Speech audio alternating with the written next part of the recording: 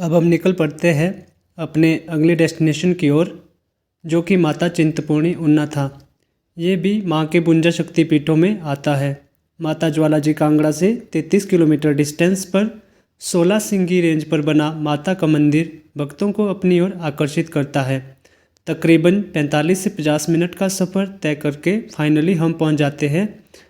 मंदिर से करीब 1 किलोमीटर पीछे पुलिस वाले हमें आगे गाड़ी ना ले जाने का सुझाव देते हैं। आगे पार्किंग का इशू रहता है, तो हम वहीं पर गाड़ी पार्क करके वहां से मंदिर में प्रवेश कर के टिकट लेकर निकलते हैं, जो आपको पुलिस प्रशासन से निःशुल्क मिलते हैं। हम तकरीबन 6:30 बजे पहुंच जाते।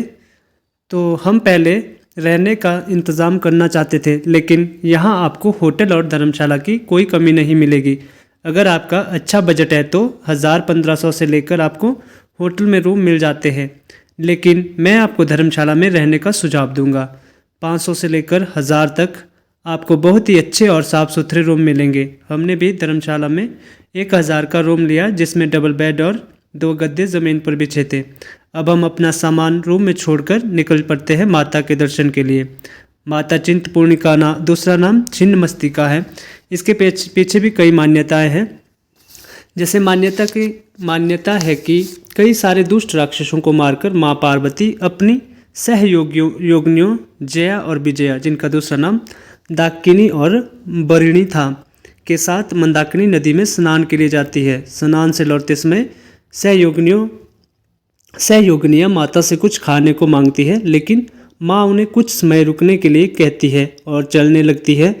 थोड़े समय के बाद सहयोगिनियाँ फिर से माँ से खाने के लिए मांगती है और उनसे कहती है, आप तो जगत की माँ हो, तो सबका भरण पोषण करती हो, तो कृपा करके हमारी भूख मिटाएं। इस बात पर माँ हंसती है और अपने नाखूनों से अपने मस्तक को फाड़ देती है, जहाँ से 3 धाराओं में खून निकलता है। 2 धाराएं दाकिनी और बरिणी के मुंह में और 1 धारा माँ अपने मुंह में प्रवाहित करती है। तब से माँ का नाम छिन्नमस्तिका पड़ता है। मार्केट से जाते हुए भैया के अनुग्रह पर हम उनकी शॉप से माँ के लिए चढ़ावा खरीदते हैं, जिसमें मोटी शक्कर, चुनरी, नारियल आदि थे। माता के गेट पर अपने टिकट पुलिस वाले भैया को देकर हम मंदिर में प्रवेश करते हैं। माता के दर्शन के लिए लोगों की भीड़ जमा हुई थी। यहाँ पर आकर माता के भक्तों को आध्यात्मिक आनंद की प्राप्ति होती है। उत्तर भारत की 9 देवी यात्रा में चिंतपूर्णी का 5वां दर्शन होता है। यहाँ पर नवरात्रि का त्यौहार मनाया जाता है। मान्यता है कि चिंतपूर्णी में माता के चरण गिरे थे। मंदिर के साथ में यह बट का वृक्ष है, जिसमें श्रद्धालु कच्ची मोली अपनी मनोकामना की पूर्ति के लिए बांधते हैं। माता के इस मंदिर का निर्माण माना जाता है कि माईदास पंडित ने किया था, जो पटियाला रियासत से थे। यहाँ पर ये हवन कुंड 24 घंटे जलता रहता है। माता को प्रसन्न करने के लिए ये वाद्य यंत्र बजाए जाते हैं, जो हिमाचली बीज में बजाए जाते हैं। यहीं आपको